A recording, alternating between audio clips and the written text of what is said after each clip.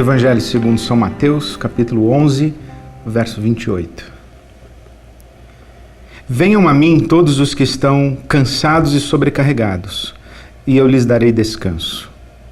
Tomem sobre vocês o meu jugo e aprendam de mim, pois sou manso e humilde de coração, e vocês encontrarão descanso para as suas almas.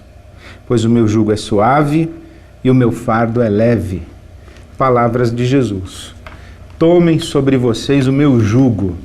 O que significa tomar o jugo de Jesus, que é um jugo leve, suave, é um fardo, é um peso leve e suave? O que significa tomar sobre si o jugo de Jesus? Para entender isso, precisamos entender a cultura rabínica da época de Jesus. Os rabinos eram essencialmente intérpretes da lei. Eles faziam a si mesmos a pergunta: como colocar em prática a lei de Moisés? A espiritualidade judaica é uma espiritualidade de ação. Os rabinos estavam preocupados e ocupados em saber como agir de acordo com a lei de Moisés. Quando os rabinos faziam a si essas perguntas, eles estavam em busca de proibir e permitir. Eles estavam querendo saber o que é que a lei proíbe, que comportamentos ela coíbe e o que é que a lei permite e que comportamentos a lei incentiva. Os rabinos, por exemplo, faziam a seguinte pergunta: nós precisamos guardar e santificar o sábado, não podemos trabalhar no sábado. Mas o que significa trabalhar no sábado? Um rabino diria: se você caminhar 5 quilômetros, você trabalhou. Outro rabino diria: não, você pode caminhar 8 quilômetros, desde que não esteja carregando uma sacola. Se você estiver carregando uma sacola, você só pode caminhar 5 quilômetros. Um rabino diria: se a sua casa pegar fogo no sábado e você recolher os seus pertences, os seus bens, suas roupas e sair da casa que está em chamas, você trabalhou ao recolher as suas coisas. Você tem que sair de casa sem recolher nada e deixar que tudo seja queimado pelo fogo, porque você não pode trabalhar no sábado. Outro rabino diria: você pode sair com a roupa do corpo. Nesse caso, você pode vestir 2, 3 túnicas e cobrir-se com 2, 3 mantos, e assim você não trabalhou, você apenas se vestiu. Isto é, a discussão dos rabinos era intensa e eles desciam aos detalhes mais extremos, porque eles estavam preocupados em cumprir a lei, obedecer à lei. Esse conjunto de interpretações dos rabinos era chamado de o jugo do rabino. E havia uma diferença entre os jugos de cada rabino. Por exemplo, à época de Jesus, 2 rabinos muito famosos debatiam entre si, Hillel e Shammai. Hillel era um rabino mais flexível, Shammai era um rabino mais conservador e mais rígido, rigoroso. Quando, por exemplo, as pessoas perguntam para Jesus em que situação é lícito o divórcio, elas estão querendo saber qual é a interpretação que Jesus faz da lei de Moisés. Elas não estão perguntando se Jesus é contra ou a favor do divórcio, porque o divórcio está contemplado na lei de Moisés. O que elas querem saber é em que circunstâncias, em quais situações o divórcio é legítimo. Hillel dizia que você poderia se divorciar por qualquer motivo. Shammai já era mais rígido. Então Jesus diz: olha, eu sou da escola, ou tendo a concordar com Shammai. Eu não creio que por qualquer motivo o divórcio é legítimo. Essa pergunta sobre o divórcio que é feita para Jesus, em Mateus capítulo 19, é uma pergunta em volta do jugo dos rabinos. Jesus, qual é o teu jugo? Quais são as coisas que na tua interpretação da lei são permitidas e são proibidas? Jesus está dizendo: olha, eu também tenho um jugo. Os rabinos aqui à minha volta têm o seu jugo, mas eu também tenho um jugo. Eles interpretam a lei de um jeito, mas eu também tenho uma interpretação da lei. Por isso é que no Sermão do Monte Jesus diz assim: ouvistes o que foi dito, eu porém vos digo. Ele está fazendo uma referência a Moisés, está dizendo, olha, eu tenho uma interpretação da lei de Moisés, eu também tenho um jugo. Quando um rabino, ele conquistava diante dos outros rabinos o direito de interpretar a lei, e os outros rabinos diziam, olha, a sua interpretação da lei é aceitável, é razoável, dizia-se que aquele rabino teria ganho as chaves dos céus e que agora ele estava apto a desligar e ligar. Por isso é que Jesus diz a Pedro, Simão Pedro, quando Pedro faz a confissão, tu és o Cristo, Filho do Deus vivo, Jesus diz a ele, pois eu te digo, Pedro, que te dou as chaves dos céus, e tudo que você ligar na terra será ligado no céu, tudo que você desligar na terra será desligado no céu.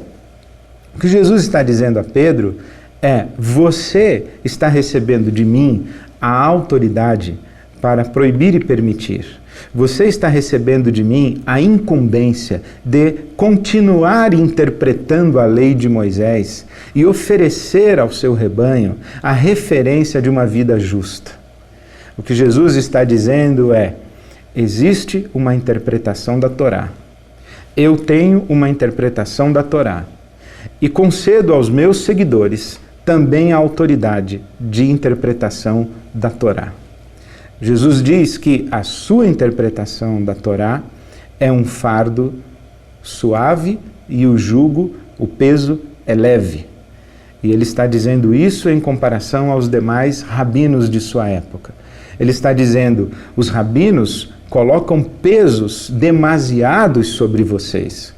Em Mateus capítulo 23, Jesus vai fazer essa denúncia, que os rabinos fazem exigências rigorosas demais, são rígidos demais, eles impõem um jugo muito pesado. O meu fardo e o meu jugo, porém, são leves, suaves. Então veja que interessante, Jesus é muito mais rigoroso, aparentemente, do que os rabinos de sua época. Os rabinos de sua época diziam, você não pode matar uma pessoa. Jesus diz, não, se você odiar, é o mesmo que ter matado. Os rabinos da época de Jesus diziam, você não pode adulterar. Jesus diz, se você olhar para uma mulher com intenção impura, é o mesmo que ter adulterado. Nesse sentido, Jesus parece muito mais rigoroso do que os rabinos de sua época. Mas, no entanto, ele diz, olha, o meu jugo é suave e o meu fardo é leve. Como que isso se concilia? Se ele faz exigências muito mais profundas, que tocam as motivações das pessoas e vão para além do mero comportamento moral, como é que Jesus tem um fardo mais leve? Justamente porque a relação de Deus conosco através de Jesus não é uma relação baseada na obediência moral. Nós não obedecemos a Deus moralmente no sentido de cumprirmos os seus mandamentos rigorosamente. Está claro na Bíblia Sagrada que nós, seres humanos, não conseguimos viver à altura da perfeição de Deus. O que Jesus nos oferece é um relacionamento com Deus baseado na graça de Deus, na bondade de Deus, na generosidade de Deus, na elegância de Deus. Nós vivemos no Espírito de Cristo e não na moral do Cristo. Jesus é o perfeito obediente. Nós vivemos revestidos dessa justiça de Cristo. A justiça que não está na lei, a justiça que é da fé. Por isso Paulo disse, o fim da lei é Cristo, a justiça de todo aquele que crê. Nós vivemos pela fé, nós vivemos descansando na graça de Deus e na bondade de Deus. Isso não significa que nós estamos dando as costas ou fazendo pouco caso dos mandamentos. Isso significa que nós nos comprometemos com uma vida de justiça. Nós queremos viver debaixo do jugo de Jesus, mas não carregamos sobre nós o peso da obrigatoriedade da lei, porque Jesus assumiu esse peso por nós.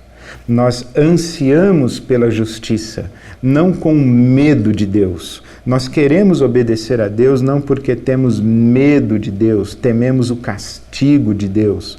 A lei, portanto, não nos oprime, a lei, portanto, não nos condena, a lei, portanto, não restringe o nosso mundo. A lei para nós, os mandamentos de Deus, a proposta moral de Deus para nós é um caminho de vida, o caminho de Cristo. É um caminho de justiça e não um caminho de comportamento aparente. Por isso que Jesus vai ao fundo do nosso ser e diz: você também pode viver no mesmo espírito que eu vivo, o espírito de rendição e de obediência ao Pai.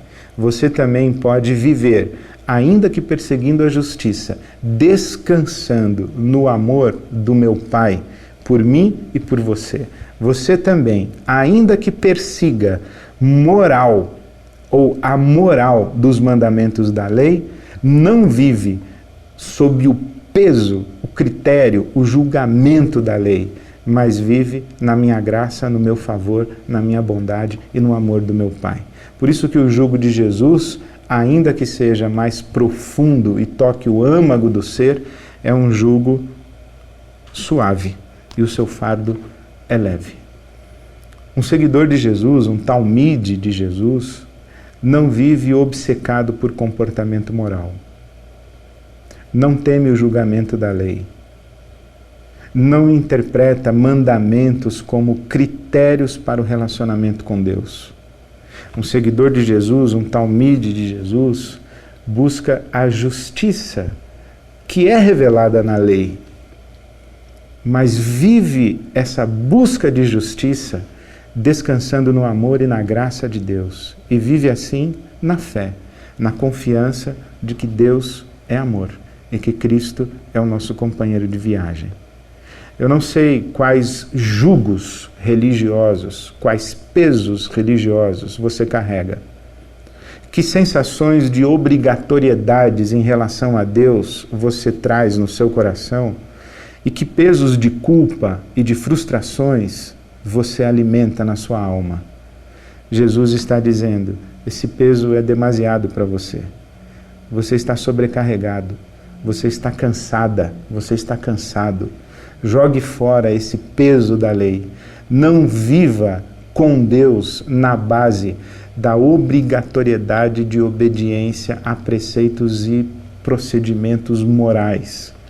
Viva com Deus a relação de amor e de afeto, onde a busca pela justiça de Deus lhe será natural. Descanse no amor de Deus. Tome sobre você o jugo de Jesus e não o peso excessivo, opressivo, castrador, destruidor, maldito da religião moral. Descanse na graça e no amor de Deus. Tome sobre você o jugo suave e o fardo leve de Jesus de Nazaré. Eu quero viver assim, essa é a minha oração.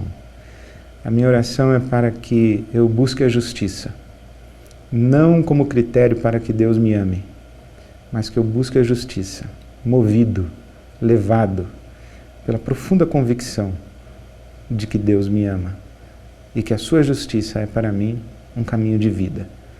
E nesse caminhar, a busca da justiça será para mim um jugo suave, um fardo muito leve. Eu faço essa oração, convido você a fazer a mesma oração.